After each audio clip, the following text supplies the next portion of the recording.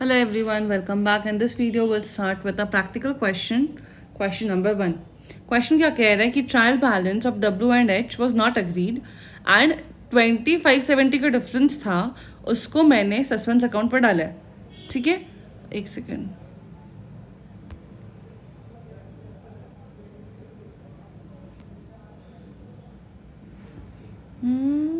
यहाँ पे debit balance है कि क्रेडिट, वो नहीं पता. ठीक है, अभी हमें ये नहीं पता कि सस्पेंस डेबिट है क्रेडिट है, कुछ नहीं पता. बस हमें इतना पता है कि सस्पेंस में 20,570 का अमाउंट है जो कि उन्होंने डाला है. Purchase return had been correctly entered and totalled at 6160 but had not been posted to ledger. अच्छा, अब एक चीज़ ध्यान दो, सस्पेंस के बारे जब बोल रहा है इट मीन्स कि अब हमें जो भी करेक्शंस करना है उसका एंट्रीज पास करना पड़ेगा. विदाउट नरेशन क्वेश्चन कहता था, आपको नरेशन देने का भी आज से ज़रूरत नहीं है. ठीक है, सबसे पहला कहते हैं कि परचेज रिटर्न आपने एंटर किया, सही टोटल किया, लेकिन लेजर पोस्टिंग नहीं किया. ठीक है, परचेज रिटर्न कब आप लेजर पोस्टिंग कर दो. परचेज रिटर्न क्या होता है आपका क्रेडिट, तो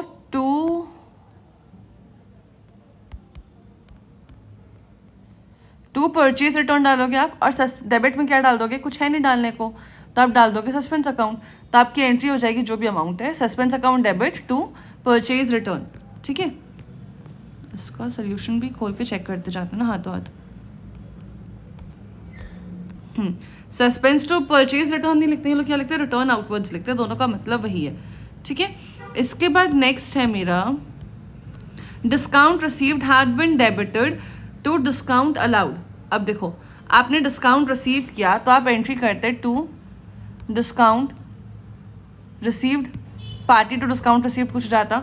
आपने क्या कर दिया है, इसको क्रेडिट तो नहीं किया और साथ में आपने डिस्काउंट अलाउड को डेबिट कर दिया. ठीक है, इसमें आपने जो भी क्रेडिट किया होगा XYZ. अब हमें ठीक करने के लिए क्या करना पड़ेगा, पहली बात तो उसको आप क्रेडिट कर दो. तो यहाँ पे जाएगा टू डिस्काउंट रिसीव्ड, ये क्रेडिट हो गया. डिस्काउंट अलाउड को भी आप क्रेडिट कर दो एंट्री ठीक करने के लिए, क्योंकि आपको वो डेबिट नहीं करना था. जो अमाउंट है वो आप डाल दो, और सस्पेंस में आपका बचा हुआ अमाउंट चल जाएगा.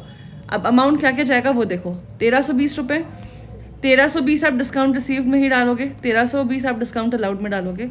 सस्पेंस में ये दोनों का टोटल दैट इज 2640 अमाउंट जाएगा मेरा. सस्पेंस में क्यों जा रहा है, क्योंकि आपके पास डेबिट करने का कुछ है ही नहीं, इस वजह से हम सस्पेंस में डाल रहे हैं. ठीक है, अब एंट्री मिलाते हैं. एंट्री क्या कहते हैं, suspense debit to discount allowed to discount received, ये हो गया. थर्ड कहता है sales account had been under added by 10,000. Sales account का आपका टोटल गलत हुआ है, तो आप सेल्स का लेजर बढ़ा दो, सेल्स बढ़ेगा तो क्रेडिट होगा. अब डेबिट करने के लिए कुछ है नहीं, तो आप क्या एंट्री करोगे, suspense account debit to sales account 10,000 रुपये. ठीक है, सस्पेंस टू सेल्स अकाउंट 10,000 रुपये, ये हो गया. इसके बाद कहते हैं a credit of 1470 had been debited to the customer account at 1740. अब देखो, आपको कस्टमर को क्रेडिट करना था टू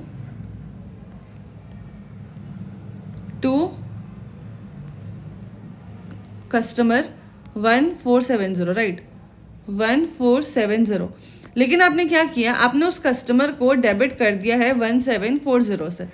ठीक, सॉरी.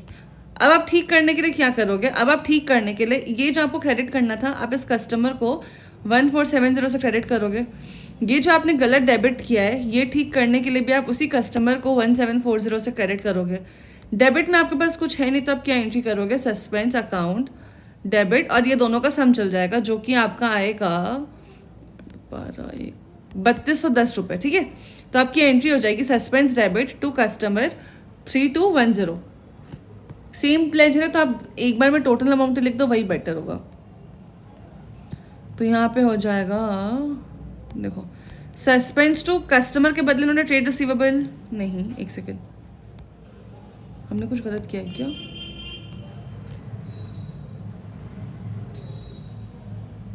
अरे सॉरी, मैंने पढ़ा गलत. क्रेडिट सेल है ना कस्टमर को, सॉरी, मेरी गलती है. इसमें होगा क्या, वो क्या कह रही है, ये गलत है, मैंने ये गलत पढ़ा, मैंने सिर्फ क्रेडिट पढ़ा, सेल पढ़ा ही नहीं.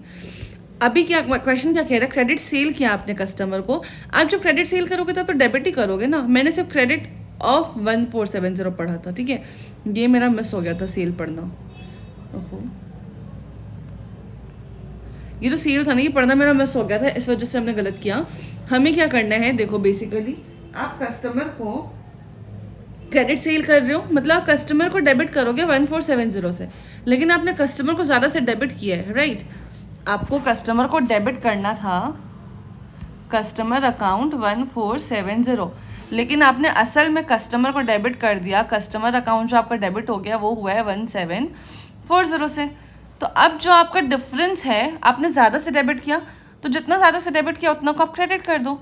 तो कस्टमर अकाउंट कितना होगा, 1740 माइनस 1470, तो जो अमाउंट आएगा 270, एक सेकेंड, 14 माइनस 7 7, 6 माइनस 4 2, 270। तो कस्टमर अकाउंट को आप क्रेडिट कर दो।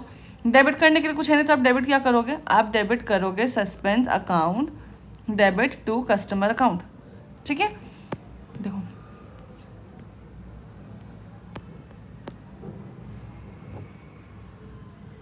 आपका एंट्री होगा यहाँ पे था ना, हाँ, suspense account debit to customer account 270 रुपये, ये हो गया। इसके बाद नेक्स्ट आते हैं 5th पे, a vehicle originally bought for 7000 and depreciated to 1200 has been sold for 1500 in the beginning of the year, but no entries other than in the bank account has been passed through the books. आपने vehicle ख़रीदा 7000 का 4 साल पहले, ठीक है, आपने उसको depreciate किया 1200 रुपये का, उसके बाद आपने उसको बेच दिया 1500 रुपये में, ठीक है, लेकिन आपने बैंक अकाउंट पे छोड़ के और कहीं पे भी एंट्री पास ही नहीं किया। अब इसमें एक चीज़ आप समझो, पहले एक बार मैं देखती हूँ उन्होंने क्या किया।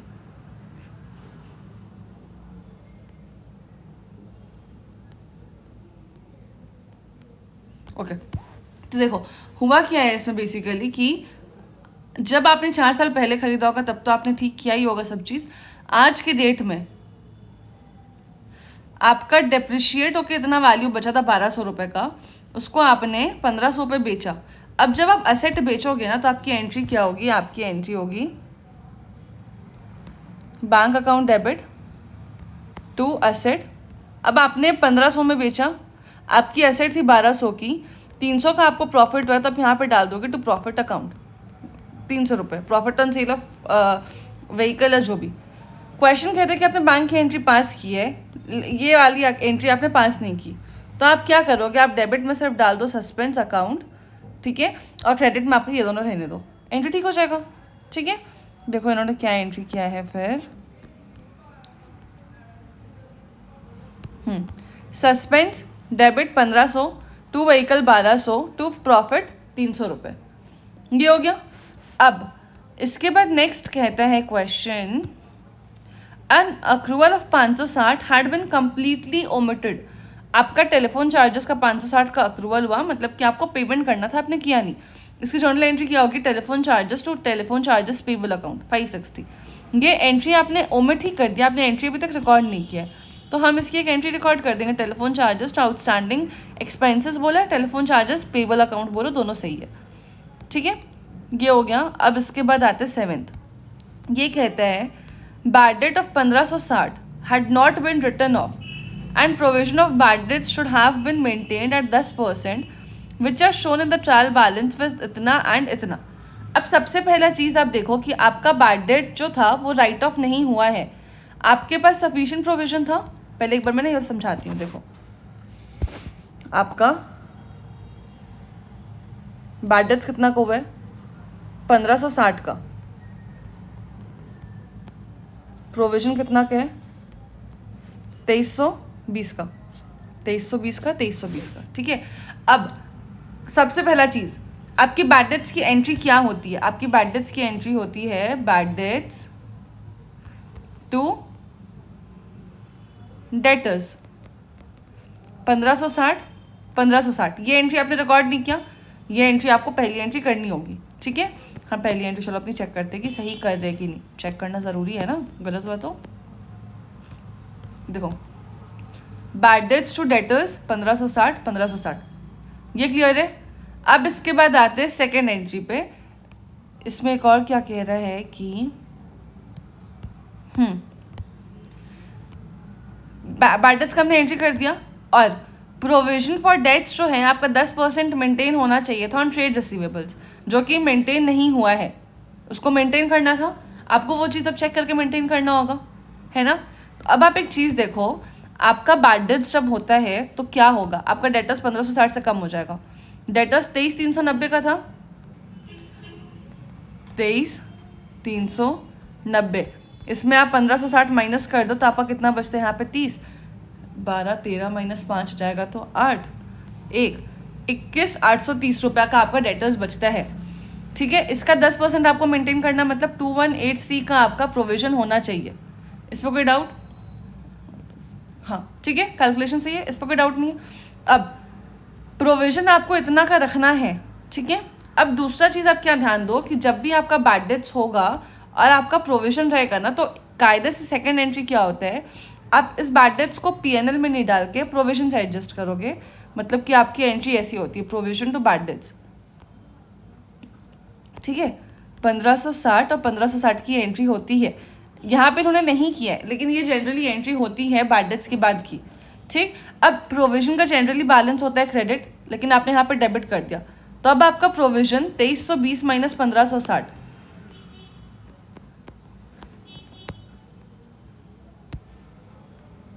12 माइनस 5, 760 का प्रोविजन बचा आपके पास, 15, 16, 17, 18, 19, 20, 21, 22, हाँ ठीक है, 760 का आपके पास प्रोविजन बचा, ठीक है। आपको प्रोविजन मेंटेन करना है 2183 का, अभी आपके पास सिर्फ इतना ही प्रोविजन आता, आप और प्रोविजन बनाओगे, 2183 माइनस करो 760, 1423 का आपको और प्रोविजन क्रिएट करना है। जब आपको और प्रोविजन क्रिएट करना तो आपका एंट्री क्या होगा, प्रॉफिट एंड लॉस आपका डेबिट हो जाएगा, और to provision for bad debts जाएगा 1423, ठीक है। एक बार देखो एंट्री चेक करते फिर,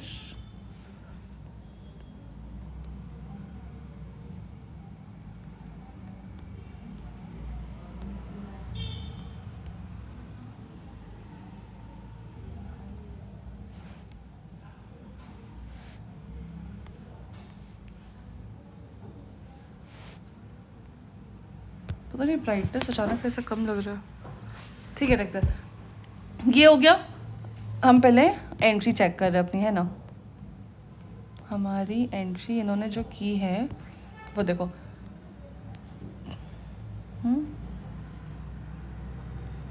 एक सेकेंड,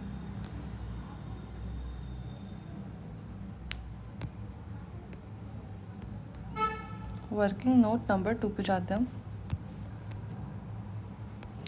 23,390 का हमारा ट्रेड रिसीवेबल्स था, इसमें से इन्होंने deduction wide item 4, okay sorry, यहाँ पे इन्होंने क्या किया है ना, आपने अभी भी तो आपके पास डेटर्स इतने के थे, लेकिन आज की डेट में जब आप करेक्शंस कर रहे हो तो तब भी तो आपके डेटर्स चेंज हो रहे हैं। आपके डेटर्स कितने चेंज हो रहे हैं, देखो यहाँ पे आपने 270 से डेटर्स आपने कम किए थे, राइट। ये चीज़ हमने देखा ही नहीं, ये चीज़ काफ़ी ज़्यादा मतलब गलत है, हमें सब चीज़ देखना चाहिए, राइट। वो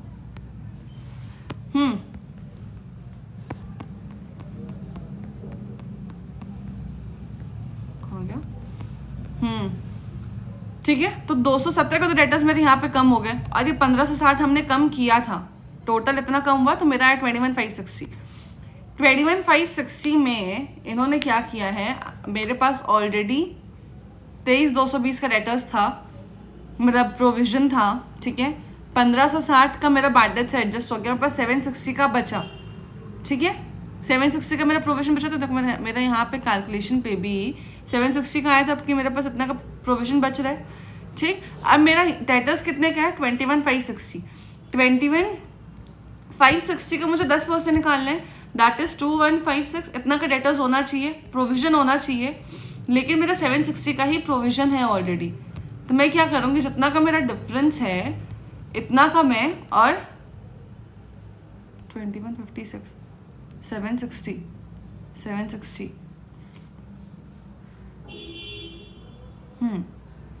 6, 13, 14, 15 माइनस 6 होता है 9, 20 माइनस कैलकुलेशन गलत, ठीक है। तो आपका जो डिफरेंस आता है 1396 का आता है, इट मीन्स कि आपको 1396 का और प्रोविजन बनाना पड़ेगा, ठीक है, ये चीज़ हुआ। अब सेकंड 1396 का जो हमें प्रोविजन बनाना है, इसकी अब एंट्री क्या होगी वो देखो।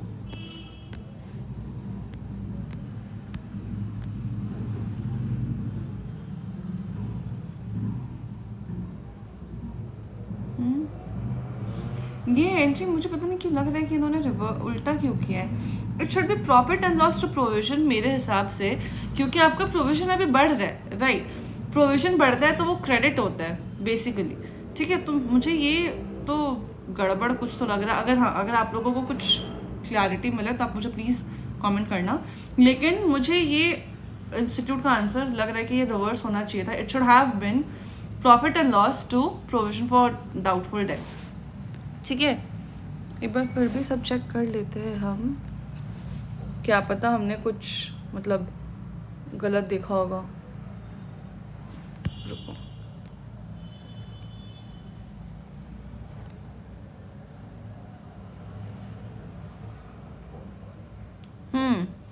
मेरे हिसाब से वही होगा। एंट्री बेसिकली होगा आपका पीएनएल टू प्रोविजन, और इन्होंने किया है provision to PNL, which is not right I guess, ठीक है। जो भी है ये चीज़ आप एक बार अगर आपको मिले कहीं से क्लैरिटी तो आप मुझे भी बताना, ठीक है। एक बार मैं फिर से इसको रिवाइज करा देती हूँ, काफ़ी हौच-पौच हो गया ना। हमने किया क्या देखो,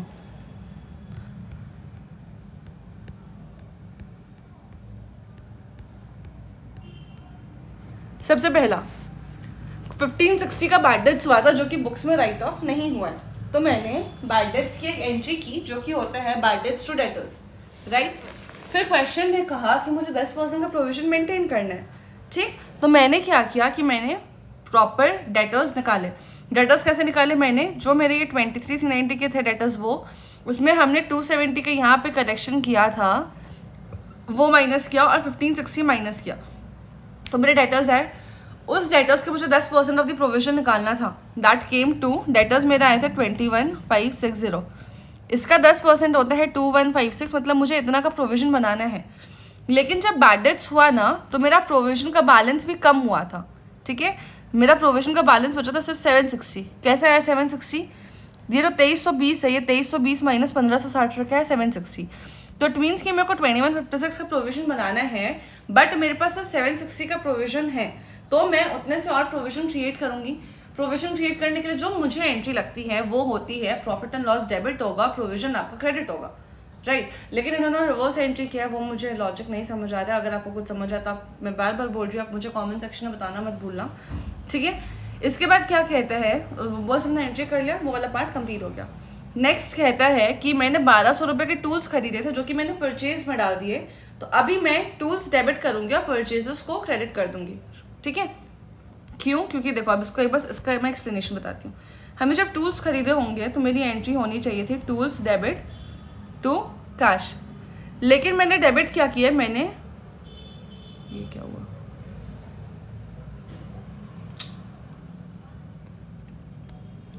हाँ मैंने डेबिट क्या किया है, मैंने डेबिट किया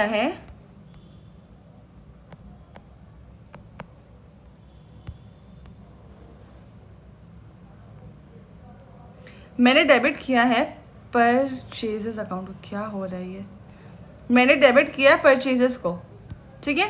तो मुझे ठीक करने के लिए क्या करना होगा, टूल्स को तो मुझे डेबिट करना है, तो मैं टूल्स को तो डेबिट कर दूंगी, और ये जो परचेजेस मेरा खामखा डेबिट हुआ है उसको ठीक करने के लिए टू परचेजेस। क्लियर है?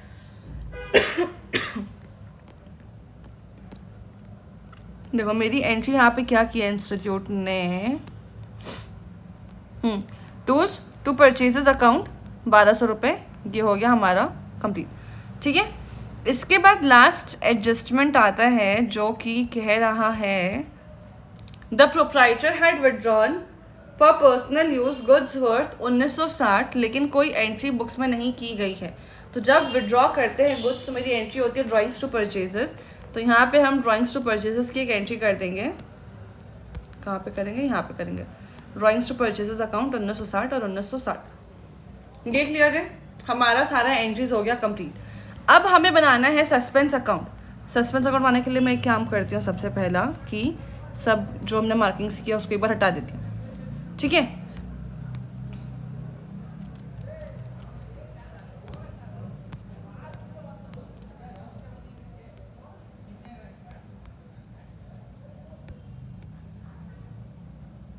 ठीक है, अब मुझे जब सस्पेंस बनाना है, क्वेश्चन ने हमें बताया कि हमारा सस्पेंस का बैलेंस है 20,560, ठीक है।